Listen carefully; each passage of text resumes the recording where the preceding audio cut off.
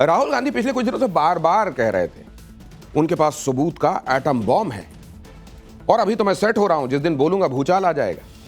मोदी शाह ने चोरी से जीत हासिल की है, ये लगातार वो कह रहे हैं। 25 सीटों पर चोरी की जीत है। आज भी राहुल बोले, खूब बोले, जितने सबूत थे वो भी ले आए, सामने टेबल पर सबूतों को सजाया गया और फिर राहुल ने त्योरियां चढ़ाई और टीचर बने। सब्जेक्ट था भारत में वोट चोरी का आरोप, सबूत और सच्चाई। राहुल की क्लास 1 घंटे 11 मिनट की हुई। सबूत के नाम पर राहुल ने एटम बॉम्ब फोड़ा या फुस पटाखा। आज की सबसे बड़ी पॉलिटिकल स्टोरी एक्सक्लूसिवली इस पर डील कर रही।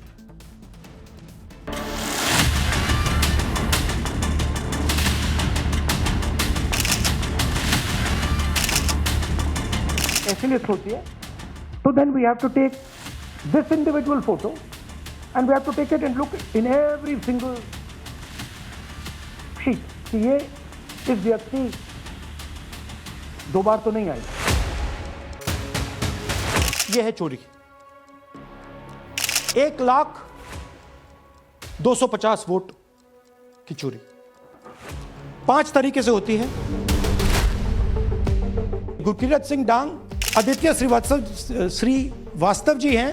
ऊपर देखिए फर्स्ट नेम शकुन, सरनेम रानी। यहां देखिए सरनेम है ही नहीं, फर्स्ट नेम शकुन रानी। नरेंद्र मोदी 25 लोकसभा सीट के कारण प्रधानमंत्री हैं।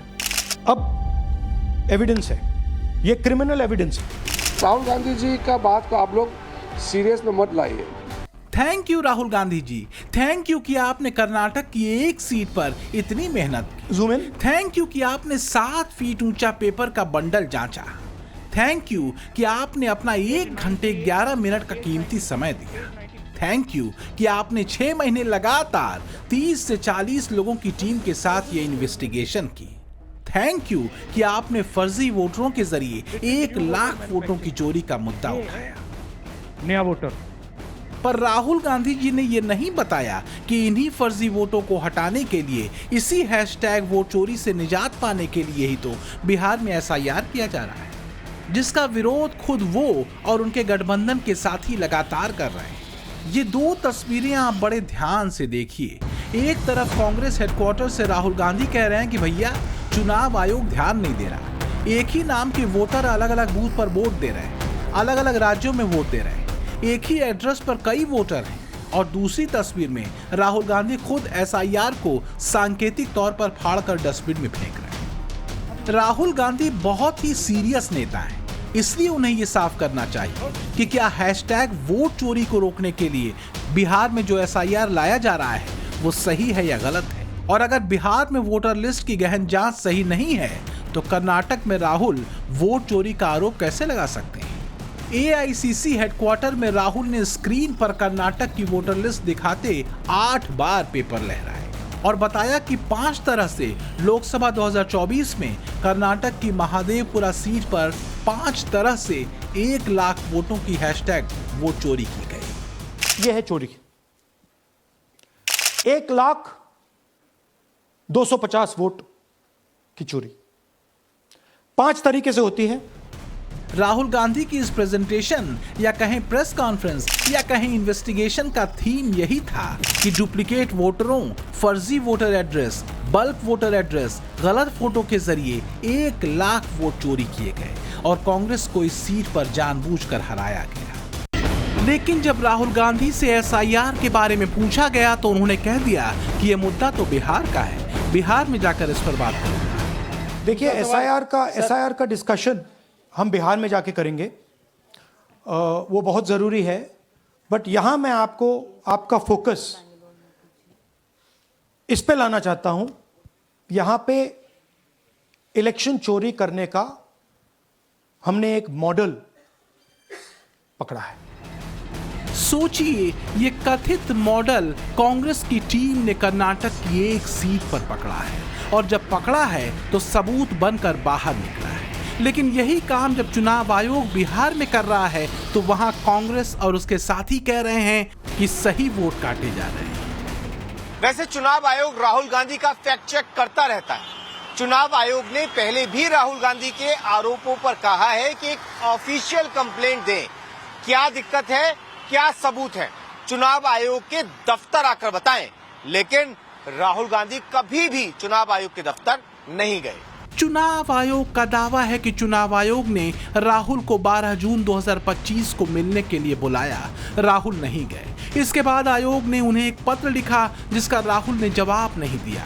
उन्होंने किसी भी मुद्दे पर चुनाव आयोग को कोई पत्र नहीं भेजा। ये सारे सवाल बीजेपी भी राहुल से पूछ रही है।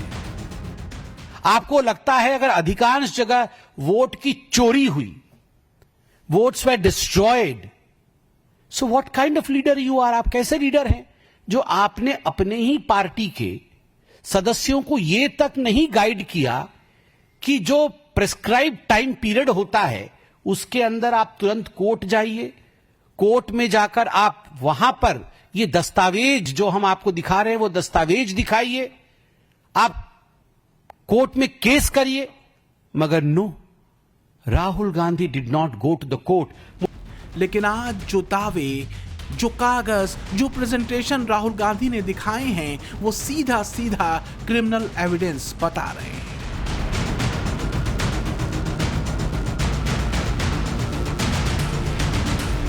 नरेंद्र मोदी 25 लोकसभा सीट के कारण प्रधानमंत्री हैं। हमें इलेक्शन कमीशन ये डेटा इसलिए नहीं दे रहा है क्योंकि अगर हमने जो यहां महादपुर में किया, अगर हम इसे बाकी लोकसभाओं में करा देंगे तो देश की डेमोक्रेसी की, लोकतंत्र की सच्चाई बाहर आ जाएगी।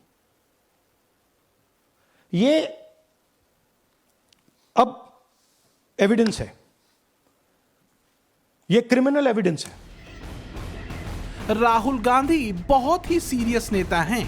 उनकी बातों को चुनाव आयोग ने भी बहुत सीरियसली लिया और तुरंत उनके दावों का संज्ञान भी लिया।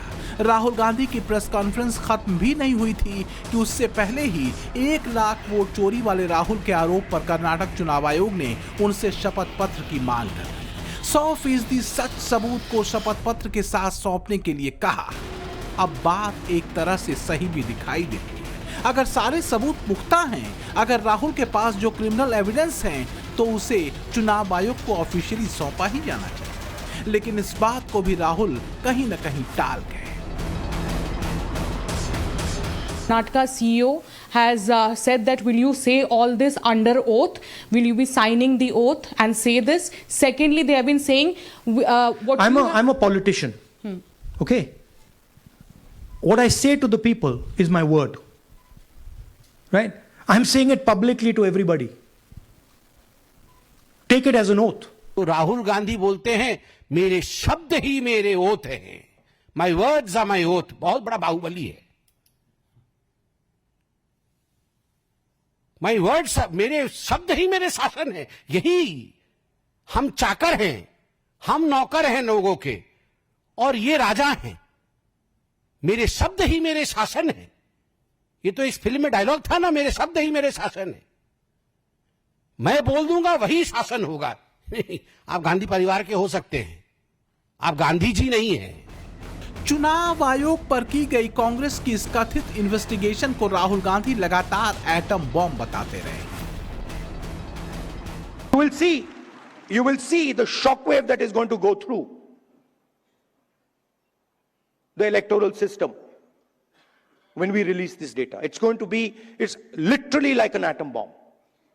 Because the truth, my friends, is that the election system in India is already dead. Please remember one thing. The Prime Minister of India is the Prime Minister of India with a very slim majority. If 10, 15 seats were rigged, and we suspect actually the number is much closer to 70, 80, 100. If 15 seats were rigged, he would not be the Prime Minister of India.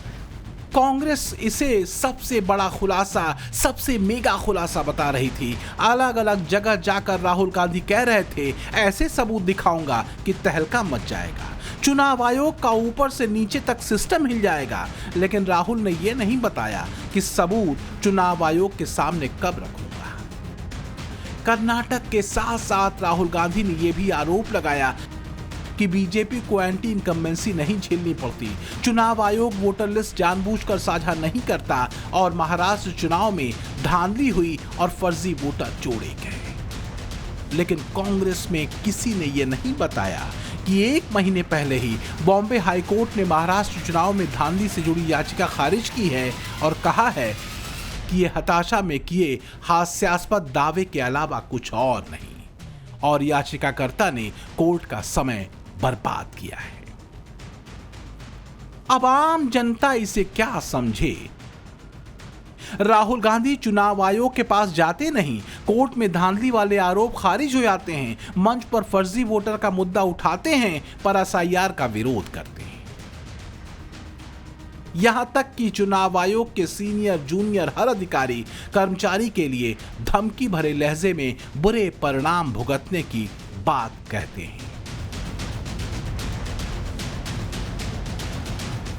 We believe that this has happened in many seats.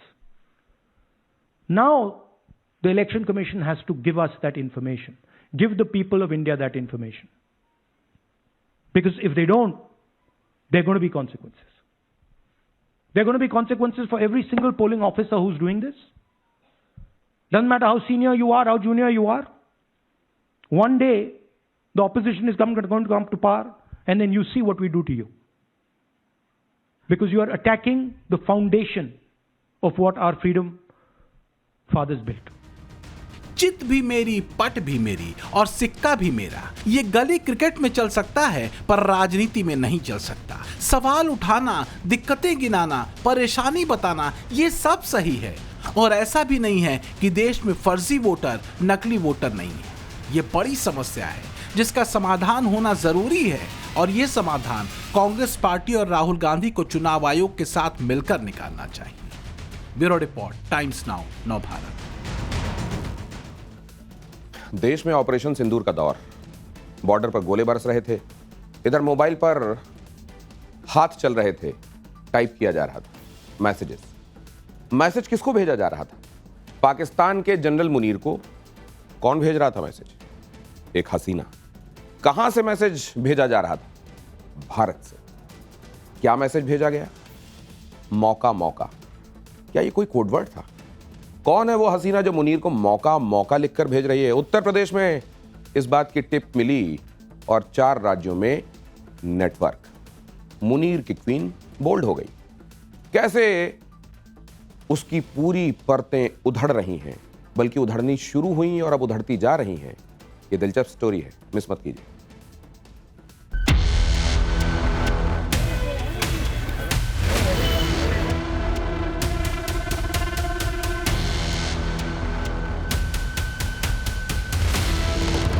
चेहरा भोला लेकिन दिमाग में आतंक का जहर भरा।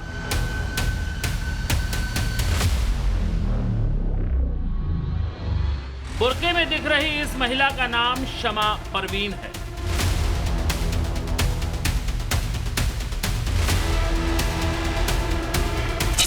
वो शमा परवीन जिसके मंसूबे भारत के खिलाफ गजवाए हिंद करने के थे। वो शमा परवीन जो पाकिस्तान के सेना प्रमुख और फील्ड मार्शल आसिम मुनीर की कठपुतली है। वो शमा परवीन जो भारत में al Qaeda online terror module AQIS की कमान संभालकर भारत के खिलाफ साजिश रच रही। ये हम नहीं कह रहे हैं, चौंकाने वाला खुलासा किया है गुजरात ATS ने। शमा परवीन को 29 जुलाई को भारत में अलकायदा को फैलाने के आरोप में बेंगलुरु से गिरफ्तार किया गया था। गुजरात ATS ने अलकायदा के ऑनलाइन टेरर मॉड्यूल का भंडाफोड़ करते हुए 5 आतंकियों को गिरफ्तार किया था, जिसमें बेंगलुरु से पकड़ी गई अलकायदा के एजेंडे को फैलाने वाली शमा परवीन भी शामिल है। गुजरात ATS ने शमा परवीन से पूछताछ और उसके इंटरनेट मीडिया अकाउंट की जांच की तो चौंकाने वाला खुलासा हुआ। शमा के ऐसे पोस्ट मिले जिसमें शमा परवीन की पाकिस्तानी फील्ड मार्शल आसिम मुनीर से कनेक्शन सामने आया है। खुलासा हुआ है कि वो मुनीर के गजवाए हिंद एजेंडे को भारत में फैला रही थी। पाकिस्तानी आर्मी चीफ आसिम मुनीर से इस मिशन को आगे बढ़ाने के लिए बोल रही थी। शमा ने मुनीर से भारत पर आक्रमण करने की अपील की। उसने कहा था कि अब समय आ गया है जब पाकिस्तान को भारत में खिलाफत परियोजना को लागू करने की दिशा में कदम उठाने चाहिए। हैरानी की बात है कि शमा परवीन ने ये सब कुछ 7 मई से 10 मई के बीच किया। ठीक उस वक्त किया जब भारत पाकिस्तान परस्त आतंकियों के खिलाफ ऑपरेशन सिंदूर चला रहा था। भारत की सेना पाकिस्तान के आतंकियों की कब्र खोद रही थी और शमा परवीन भारत में बैठकर भारत के खिलाफ जहर फैला रही थी। इस दौरान शमा के कई पोस्ट भी गुजरात एटीएस को मिले हैं, जिसमें शमा पाकिस्तान का खुला समर्थन और भारत के खिलाफ नफरती संदेश फैला रही थी। जांच में खुलासा हुआ है कि शमा परवीन सोशल मीडिया पर भड़काऊ पोस्ट करती थी, भारत के खिलाफ नफरत भरे संदेश शेयर करती थी। शमा के कई पोस्ट गुजरात एटीएस के हाथ लगे हैं। इस लेडी टेरर क्वीन का काम था सोशल मीडिया के जरिए मुस्लिम युवाओं में जहर भरना और उन्हें भारत के खिलाफ भड़काना था। सोशल मीडिया के जरिए वो युवाओं के दिमाग में जहर घोल रही थी, जिसमें भारत सरकार के खिलाफ जिहाद का आह्वान किया जाता था और देश में वैमनस्य फैलाने की कोशिश की जाती थी। उसका मकसद था भारत को अंदर से तोड़ना, दंगों की आंच में झोंकना और देश में कट्टरपंथी सोच को हवा देना। शुरुआती पूछपरछ में इसने एक्सेप्ट किया कि वो अलकायदा से रिलेटेड कंटेंट डालती थी और जो हमें टेक्निकल डिटेल्स जानने को मिली थी उन सब चीजों को इसने एक्सेप्ट किया। तो इसने अलकायदा के लीडर मौलाना आसिम उमर के काफी सारे वीडियोज अपने पोस्ट्स में डाले हैं, जो कि हथियारबंद विप्लव, गजवाए हिंद की स्थापना तथा धार्मिक आधार पर हिंसा व आतंकवादी हमलों के लिए लोगों को उकसाता है। AQIS मॉड्यूल की सरगना शमा परवीन AQIS के चीफ रहे मौलाना आसिम उमर और सनाउल हक से बेहद प्रभावित थी। मौलाना आसिम उमर के भड़काऊ बयान लगातार पोस्ट करके मुस्लिम युवाओं का ब्रेन वॉश कर रही थी। ATS के मुताबिक आतंकी शमा परवीन ने सोशल मीडिया पर लाहौर की लाल मस्जिद के इमाम अब्दुल अजीज का एक बयान भी शेयर किया था, जिसमें उसने भारत में इस्लामी शासन के लिए सशस्त्र क्रांति और जिहाद की बात कही थी। नशीरों उठ खड़े हो, दुनिया में खिलाफत कायम करने के लिए, अल्लाह की जमीन को फसाद से पाक करने, अमन और सलामती वाला निजाम नाफिज करने और इस दुनिया के अंदर खिलाफत इस्लामिया नाफिज करने के लिए मैदान जिहाद का रुख करो, आलमी जिहादी कुव्वतों के साथ शामिल हो जाओ, अल्लाह तुम्हारी मदद फरमाएंगे। शमा परवीन के निशाने पर हिंदुस्तान के वो मुस्लिम युवा थे जो इंटरनेट पर वक्त ज्यादा बिताते थे। शमा आसिफ उमर के जहरीले भाषण और कट्टरपंथी सोच को बढ़ावा दे रही थी। सूत्रों के मुताबिक शमा परवीन ने टेलीग्राम और दूसरे सोशल प्लेटफॉर्म पर AQIS से जुड़ा कट्टरपंथी कंटेंट शेयर किया। ए हिंदुस्तान पर 800 साल हुकूमत करने वालों, ए शिर्क के अंधेरों में तौहीद की शमें जलाने वालों, अगर आज दुनिया भर का मुसलमान जाग रहा है तो तुम किस तरह सोए रह सकते हो?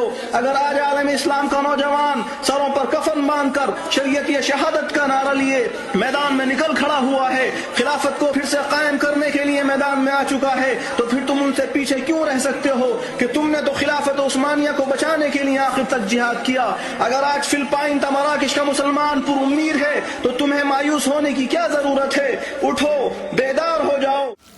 भारत में दंगों की आग भड़काना, हिंदू मुस्लिमों के बीच नफरत फैलाना, यही शमा परवीन का एजेंडा था। इस मकसद को पाने के लिए वो सोशल मीडिया को हथियार बना चुकी थी। कट्टरपंथी सोच को हवा देकर वो AQIS के नेटवर्क को मजबूत कर रही थी और बार बार आसिम उमर के भाषण को हथियार बना रही थी। अलकायदा के इमाम अनवर औलाकी के जिहादी स्टेटमेंट्स भी जो कि देश विरुद्ध करने के लिए लोगों को उकसाते हैं, वो इसने डाले हुए हैं। लाहौर की लाल मस्जिद के मौलाना अब्दुल अजीज के बयान भी जो कि देश में धार्मिक आधार, जातिगत आधार पर वैमनस्य फैला करके हिंसा फैलाना चाहते हैं, उस तरह के वीडियोज भी इसने डाले हैं। इसके अलावा ATS की जांच में पता चला कि शमा ने आसिम मुनीर के हिंसक भाषण भी शेयर किए थे। भारत के खिलाफ साजिश रचने वाली इस शमा परवीन की क्राइम कुंडली भी जानी। 30 साल की शमा परवीन मूल रूप से झारखंड की रहने वाली, बेंगलुरु के हेब्बल इलाके में अपने भाई के साथ रहती थी। झारखंड की रहने वाली शमा बीकॉम ग्रेजुएट है। शमा कट्टरपंथी प्रचारकों की भड़काऊ और भारत विरोधी सामग्री साझा करती थी, जिसके लिए 2 फेसबुक पेज और एक इंस्टाग्राम हैंडल चलाती थी, जिसके 10,000 से ज्यादा फॉलोअर्स थे। शमा परवीन तक पहुंचने से पहले एटीएस ने दिल्ली से मोहम्मद फायद, अहमदाबाद से मोहम्मद फरदीन, नोएडा से जिशान अली और मुदासा से सैफुल्लाह कुरैशी को गिरफ्तार किया था। इन आतंकियों ने रिमांड के दौरान शमा परवीन के बारे में बताया। इन चारों के जरिए ही शमा परवीन तक पहुंचने का क्लू मिला और पुलिस ने इस महिला टेरर क्वीन को धर दबोचा। अब गुजरात एटीएस की जांच में खुलासा हुआ है कि शमा सहित नोएडा, दिल्ली, गुजरात से गिरफ्तार अलकायदा मॉड्यूल के सभी संदिग्ध आतंकी पाकिस्तानी मौलाना उमर के न सिर्फ बयान सुन रहे थे, बल्कि उन्हें सोशल मीडिया पर लगातार शेयर भी कर रहे थे। शमा परवीन ने पूछताछ में इस बात को कबूला भी है। शमा परवीन एटीएस के हत्थे चढ़ चुकी है। खुलासे रोज हो रहे हैं, आगे भी होंगे। सवाल है कि अलकायदा के टूलकिट देश में और कहां-कहां फैले हैं। शमा जैसे और कितने संदिग्ध आतंकी पाकिस्तान की गोद में बैठकर भारत के खिलाफ साजिश रच रहे हैं। ऐसे लोगों को खोजकर सलाखों के पीछे भेजना जांच एजेंसियों के लिए एक बड़ी चुनौती है। ब्यूरो रिपोर्ट, टाइम्स नाउ, नव भारत।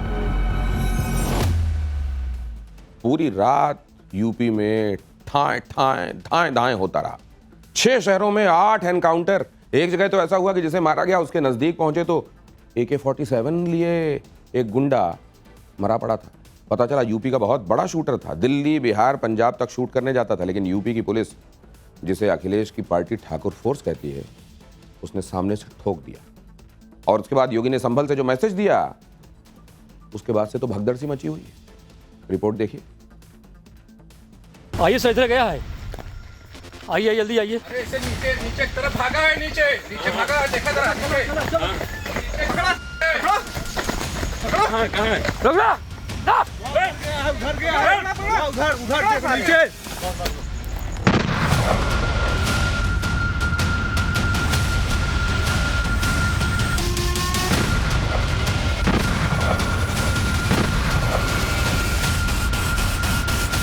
जो झारखंड पुलिस नहीं कर पाई, उसे यूपी की एसटीएफ ने कर दिखाया। प्रयागराज पुलिस और एसटीएफ ने ज्वाइंट ऑपरेशन में AK-47 वाले झारखंड के मोस्ट वांटेड आशीष रंजन और छोटू सिंह को प्रयागराज में ढेर कर दिया। पुलिस के मुताबिक जब माफिया को सरेंडर करने को कहा गया, तब उसने पुलिस टीम पर गोली चला दी। सेल्फ डिफेंस में पुलिस ने जवाबी कार्रवाई की। जिंदा उठाओ जल्दी आओ। सर गाड़ी आ गई। हाँ गाड़ी आ गई, ले आओ। यूपी में एक रात और 6 शहरों में ताबड़तोड़ एनकाउंटर। प्रयागराज से लेकर बुलंदशहर तक एक ही रात में गोलियां चली और अपराधी घुटने पर टिक गए। ये कोई फिल्मी कहानी नहीं है, ये योगी राज का लाइव एक्शन है, जहां जुर्म का जवाब ऐसे ही धाएं से मिलता है। प्रयागराज में गोली लगी, झारखंड का इनामी बदमाश ढेर हुआ। बुलंदशहर में गिर पड़ा बदमाश। सीतापुर में बाइक सवार 2 शातिरों को घेरा गया। झांसी में हिस्ट्री शीटर को घेर कर धराशायी किया गया। हमीरपुर में ऑपरेशन लंगड़ा के तहत मासूम के साथ दुष्कर्म करने के आरोपी का हाफ एनकाउंटर हुआ। तो वहीं बुलंदशहर में लूट के आरोपी और प्रतापगढ़ में भी हाफ एनकाउंटर के बाद आरोपी को धर दबोचा गया है। मैसेज साफ है, अगर अपराध किया तो योगी राज में ठोक दिया जाएगा और यही है यूपी में कानून व्यवस्था की नई परिभाषा। एनकाउंटर में ढेर या घायल हुए बदमाश कोई मामूली चोर उचक्के नहीं थे। इनमें से कई गैंगस्टर थे, हिस्ट्री शीटर थे, जमानत पर बाहर घूम रहे थे। लेकिन एक गलती कर दी योगी राज में वारदात करने की। आशीष रंजन सिंह उर्फ छोटू झारखंड में हत्या, लूट, रंगदारी एवं पैसे लेकर हत्या करने जैसी कई घटनाओं को अंजाम दे चुका है। एसटीएफ प्रयागराज को इस अपराधी के प्रयागराज में होने की सूचना प्राप्त हुई। इस सटीक सूचना पर एसटीएफ प्रयागराज की टीम द्वारा दिनांक 6/7 अगस्त 2025 की रात्रि में शिवराजपुर चौराहे से प्रतापपुर की तरफ थाना क्षेत्र शंकरगढ़ प्रयागराज में उक्त अपराधी को इंटरसेप्ट किया गया। अपराधियों द्वारा की गई फायरिंग की जवाबी पुलिस कार्रवाई में उक्त अपराधी मारा गया है। योगी जो कहते हैं वो जरूर करते हैं। एक ही रात में 6 शहरों में अपराध की जड़ों पर करारी चोट इसका प्रत्यक्ष प्रमाण है। प्रयागराज में माफिया आशीष रंजन उर्फ छोटू सिंह जो कई हत्याओं का वांटेड था, वो यूपी एसटीएफ के हत्थे चढ़ा। सीतापुर में लूट और हत्या को अंजाम देने वाले अपराधी को पुलिस ने घेर लिया। जवाबी फायरिंग में वो ढेर हो गया। सीतापुर में 2 शूटर मार गिराए गए हैं। वो हिंदू नाम से वारदात को अंजाम देते थे। इनके नाम रिजवान और अकील खान हैं, जो एक पत्रकार राघवेंद्र वाजपेयी हत्याकांड में वांटेड था। एसटीएफ और सीतापुर पुलिस ने ढेर कर दिया है। दोनों शूटरों पर 1-1 लाख का इनाम था। जराइम की दुनिया में रिजवान ने अपना नाम राजू रखा था, जबकि अकील खान अपना नाम संजय बताता था। 2 वांछित और इनामिया जिनके ऊपर लगभग 1 लाख का इनाम है, उनका मूवमेंट हरदोई एवं सीतापुर बॉर्डर पे होना है। इसमें तत्काल हमारे यहाँ से 5 टीमें, एडिशनल एसपी साहब और एसटीएफ की जॉइंट टीम रवाना की गई और थाना पिसावा क्षेत्र में जब चेकिंग कर रहे थे और कॉम्बिंग कर रहे थे तो एक बाइक जा रही थी, उसको टीम ने रोकने का प्रयास किया। उनके द्वारा लगातार टीम के ऊपर फायरिंग की गई। अपने बचाव फायरिंग के अंदर 2 अभियुक्तों को गोली लगी है। जब उनकी पहचान की गई तो जनपद के जो इनामिया हैं, राजू उर्फ रिजवान एवं संजय उर्फ अखिल खां, दोनों पे 1 लाख का इनाम है और राघवेंद्र वाजपेयी हत्याकांड में वांछित हैं।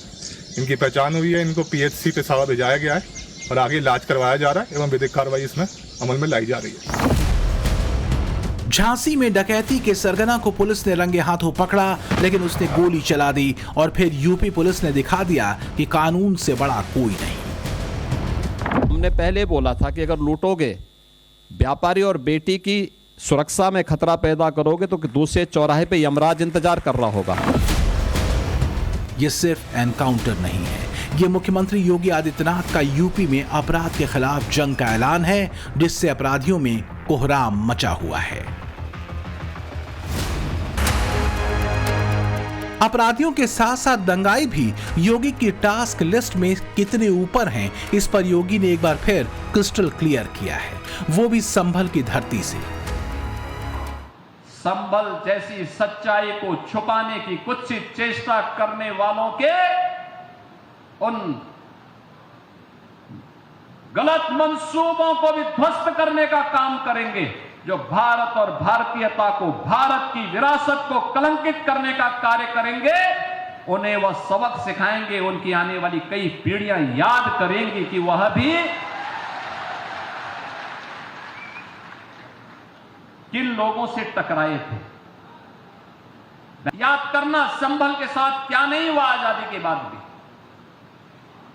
क्या नहीं पाप कांग्रेस और समाजवादी पार्टी ने किया। कांग्रेस यहां सामूहिक हत्या करवाती थी और समाजवादी पार्टी उनके चेले के रूप में उनके पाप पर पर्दा डालने का काम करती थी, हत्यारों को बचाने का काम करती थी। यही तो हुआ था संभल में, यही तो हुआ था आजादी के बाद में जो कत्लेआम हुए थे। क्योंकि अगर ये सच्चाई सामने आ जाती तो उनको वोट बैंक खिसकने का भय था। मुझे सावन मास में, देखो विष्णु का अवतार है, होने वाला है, तो भगवान विष्णु की इस संभावित अवतार की भूमि को, भगवान कल्कि की इस पावन धरा को श्रावण मास में, यानी भगवान शिव का महीना है, तो हरि का भी और हर का भी एक साथ समन्वय आज यहां पर हो रहा है। इसलिए हम लोग आज यहां पर आए हैं। जो योजनाएं हम लेके आए हैं, ये तो एक छोटी सी झलक है इसकी, एक छोटी सी झलक है। ये कार्य युद्ध स्तर पर आगे बढ़ेंगे। जितना बड़ा पुलिस लाइन, जितनी बड़ी पुलिस लाइन बनेगी, उतना ही बड़ा जिला मुख्यालय भी यहां पे बनेगा। इंटीग्रेटेड कॉम्प्लेक्स होगा, एक छत के नीचे सभी समस्याओं का समाधान। रात में एनकाउंटर हुए और दिन में योगी संभल पहुंचे। यहां योगी ने एक बार फिर दंगाइयों को सीधी वार्निंग दी, वो भी अपने अंदाज में। चेतावनी ये कि ऐसा सबक सिखाएंगे कि पीढ़ियां याद करेंगे। आंकड़े बताते हैं कि 2017 से अब तक यूपी पुलिस ने 14,973 एनकाउंटर किए हैं, जिसमें 238 दुर्दांत अपराधी ढेर हुए हैं, 9,467 घायल हुए हैं और 30,694 सलाखों के पीछे पहुंचाए गए हैं। 51 अपराधियों को मृत्युदंड की सजा मिली है तो 6,287 को आजीवन कारावास। गैंगस्टर एक्ट के तहत 79,984 बदमाशों पर शिकंजा कसा है और 142 अरब की संपत्ति जब्त की जा चुकी है। इतना ही नहीं, यूपी के हर जिले में टॉप 10 अपराधियों की लिस्ट बनाई गई है। मिशन शक्ति, ऑपरेशन त्रिनेत्र और ऑपरेशन लगड़ा जैसे अभियानों ने यूपी को बदमाशों के लिए नरक बना दिया है। हालत यह है कि बदमाशों के चेहरे पर अब हवाइयां उड़ी हुई हैं। एनकाउंटर के खौफ में अपराधी अंडरग्राउंड हो रहे हैं। हिस्ट्री शीटर, इनामी बदमाश और माफिया अब थर थर कांप रहे हैं। यूपी पुलिस का ऑपरेशन लगड़ा अपराधियों के लिए काल बन चुका है। जो दंगा के मंसूबे के साथ 5 वर्ष तक ये सभी लोग बिलों में घुसे थे, इस समय अपना सिर उठाने का प्रयास कर रहे हैं। ये गर्मी जो अभी किराना में और मुजफ्फरनगर में कुछ जगह दिखाई दे रही है ना, ये सब शांत हो जाएगी इसके बाद, क्योंकि गर्मी कैसे शांत होगी ये तो मैं मई और जून में भी इसको बहुत शिमला बना देता हूं। यूपी को शिमला बनाने का वादा कोई हवाई बात नहीं थी। योगी सरकार के एक्शन से वो अब एक एक मुठभेड़ में जमीन पर उतर रहा है। अपराधियों के खिलाफ योगी का ये फॉर्मूला टेस्टेड है। Bureau report, times now, Navbharat. Hindi की कहावत है, 100 सुनार की 1 लोहार। आज मोदी ने दहाड़ के ये साबित भी कर दिया। आवाज अमेरिका तक पहुंची। लोगों ने पूछा, डोनाल्ड ट्रंप आपने सुनी क्या मोदी की दहाड़? ये टैरिफ वैरिफ लगाकर आप मोदी को धमकाने की कोशिश मत कीजिए, इसलिए क्योंकि वो 140 करोड़ भारतीयों के कल्याण की शपथ से बंधे हुए हैं। देश नहीं झुकने दूंगा वाली शपथ उन्होंने ले रखी है। मोदी के जवाब की चर्चा पूरी दुनिया में है, क्योंकि मोदी के पास टैरिफ बॉम्ब को खुश करने का पूरा प्लान है। रिपोर्ट देखिए।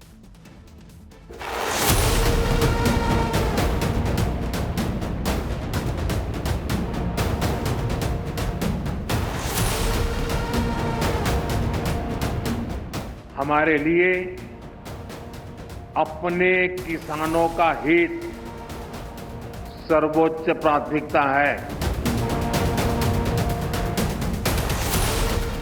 भारत अपने किसानों के, पशुपालकों के और मछुआरे भाई बहनों के हितों के साथ कभी भी समझौता नहीं करेगा।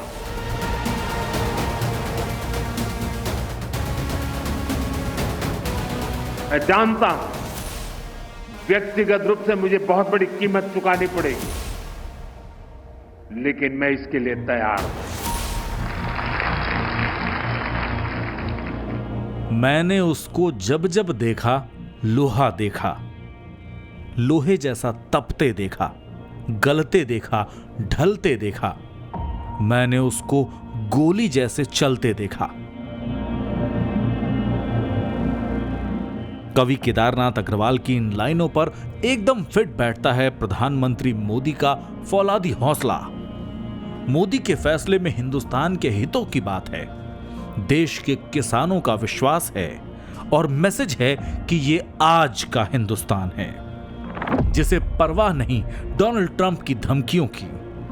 डंके की चोट पर कुर्बान हैं ऐसी हजारों दोस्तियां जो हिंदुस्तानियों के विकास में बाधा बने। 21वीं सदी का भारत विकसित होने के लिए पूरी जी जान से जुटा है और ये लक्ष्य हर वर्ग, हर प्रोफेशन के योगदान से ही हासिल हो। जो ट्रंप बीते कुछ दिनों से हिंदुस्तान के साथ टैरिफ वॉर में उतर चुके हैं, उन्हें मोदी ने स्पष्ट संदेश दे दिया। नाम तो अमेरिका का नहीं था, मगर किसानों का जिक्र करके बता दिया कि इस आग में अमेरिका भी बुरी तरह जलने वाला है। फिर चाहे 50% का टैरिफ लगाए या बात इससे भी आगे बढ़ जाए। ट्रंप की मंशा है कि भारत सेब, बादाम, अंगूर, अखरोट, सोयाबीन, मक्का, गेहूं, चावल पर कम टैक्स लगाए ताकि उसे भारत के बाजार में ज्यादा बेचा जा सके। मगर मोदी ने कह दिया कि ऐसा नहीं होगा। ट्रंप की डिमांड थी कि अमेरिका के डेयरी उत्पादन यानी दूध और पनीर के लिए भारत अपना बाजार खोले। यहां भी मोदी ने क्लियर कट कह दिया कि देश के किसानों के हित के लिए ये भी एक्सेप्टेड नहीं। इससे चिढ़े ट्रंप ने पहले 25% और फिर दोबारा 25% एक्स्ट्रा टैरिफ लगा दिया। यानी भारत से जो सामान अमेरिका जाएगा उस पे 50% इंपोर्ट ड्यूटी लगेगी। शायद ट्रंप ने सोचा कि इस धमकी से जैसे उन्होंने जापान और ब्रिटेन को झुका लिया, भारत को भी झुका ले। लेकिन ट्रंप की अकड़ जल्द ही दूर हो गई। ट्रंप का रूसी तेल वाला बहाना भी एक्सपोज हो गया तो खिसियानी बिल्ली खंभा नोचे वाली सिचुएशन में आ गए। फ्रस्ट्रियाए ट्रंप दवाइयों और फार्मा सेक्टर पर भी टैरिफ लगाने की धमकियां दे रहे हैं, लेकिन यहां भी मोदी ने दो टूक जवाब दे दिया। Indian officials have said that there are other countries that are buying Russian oil. It's okay. Like China, for instance, It's buys okay. more. Yeah. Why are you singling India out for these additional It's sanctions? only been 8 hours, so let's see what happens over the next. Sanctions you're going to see a lot more. So this is a taste of You're going to see a lot more. You're going to see so much secondary sanctions. Yes, ma'am. Sorry. हमारे लिए अपने किसानों का हित सर्वोच्च प्राथमिकता है।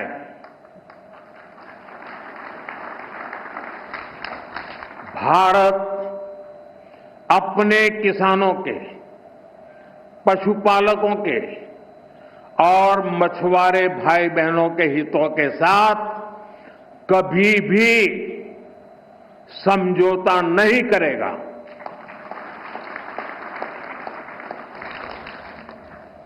और मैं जानता हूं व्यक्तिगत रूप से मुझे बहुत बड़ी कीमत चुकानी पड़ेगी, लेकिन मैं इसके लिए तैयार हूं। ट्रंप इस अकड़ में हैं कि अमेरिका का कहा सब मानते हैं, इसलिए इंडिया भी सुनेगा। मगर मोदी को आंकने की बहुत बड़ी गलतफहमी वो पाल बैठे। मोदी ने अमेरिका के साथ ट्रेड डील से क्यों इनकार कर दिया? जब इसकी वजह जानेंगे तो सीना गर्व से चौड़ा हो जाएगा। अमेरिका में डेयरी फार्म्स को बहुत ज्यादा सब्सिडी मिलती है, जिससे उसकी लागत कम रहती है और फिर वहां की गायों को मांसाहारी चारा खिलाया जाता है, जिसकी वजह से दूध का उत्पादन भी ज्यादा होता है। ट्रंप चाहते हैं कि अमेरिकी दूध से बने प्रोडक्ट भारत में बिके। ऐसा होने पर मिल्क प्रोडक्ट की कीमतों में 15% गिरावट आ जाएगी और यही मोदी को मंजूर नहीं है। We live in complicated and uncertain times. Our collective desire is to see a fair and representative global order, not one dominated by a few. That quest is often articulated as political or economic rebalancing. Bharat में 8 crore dairy किसान हैं, वो इससे बुरी तरह प्रभावित होंगे। बारिश के मौसम में किसानों की आजीविका डेयरी फार्म पर ज्यादा टिकी रहती है। उनके लिए बड़ा संकट खड़ा हो जाएगा। एक अनुमान के मुताबिक छोटे मोटे भारतीय पशुपालकों को हर साल करीब 1 लाख करोड़ का नुकसान होगा।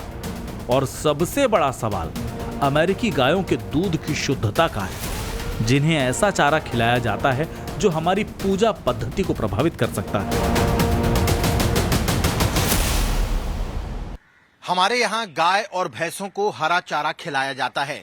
पोषण के तौर पर उनके चारे में अनाज को भी शामिल किया जाता है, जबकि अमेरिका में गायों का जो पोषण होता है, जो चारा होता है, वो नॉन वेज की कैटेगरी में आता है। मसलन मछली, सुअर, चिकन, घोड़े, यहाँ तक कि बिल्ली और कुत्ते के अंग भी गायों को खिलाए जाते हैं। 2004 की एक रिपोर्ट के मुताबिक प्रोटीन की मात्रा गायों में पूरी करने के लिए उन्हें सुअर और घोड़े का लहू भी दिया जाता है। मोदी के लिए राष्ट्रहित सर्वोपरि है और उन अन्नदाताओं के लिए बिल्कुल भी समझौता मंजूर नहीं जो देश की रीढ़ की हड्डी हैं। अमेरिका चाहे कितना भी तो ट्रैफिक बढ़ा ले, कितना भी कुछ कर ले, जब तक नरेंद्र मोदी जी है राजस्थान में, पूरे भारत में, जब तक हमारे को कोई डरने की जरूरत नहीं है। भारतीय किसान संघ का मानना है कि राष्ट्र हित की चौखट पर किसान हित, यदि देश का हित होगा तो किसानों का हित होगा, इसलिए हम सरकार के इस निर्णय के साथ खड़े हैं। अमेरिका ये टैरिफ लगाने का अगर बात है तो ये गलत बात है। मोदी जी को ना झुकने देंगे ना टूटने देंगे। हम लोग दिन रात सारा किसान मोदी जी के साथ रहेंगे। विदेशी लोग, विदेशी ताकत लोग यहाँ का अर्थव्यवस्था को, किसान को समझा है और उसमें हमला करना चाहता है, उसमें कब्जा करना चाहता है। इसको मोदी जी समझ रहे हैं, देश समझ रहा है, किसान समझ रहा है। दुनिया भर में दूध उत्पादन का 25% भारत का है। भारत के सबसे ज्यादा मिल्क प्रोडक्ट यूएई, सऊदी अरब, अमेरिका, भूटान और सिंगापुर में इंपोर्ट किए जाते हैं। साल 2023-24 में भारत ने 239.3 मिलियन टन दूध का उत्पादन किया।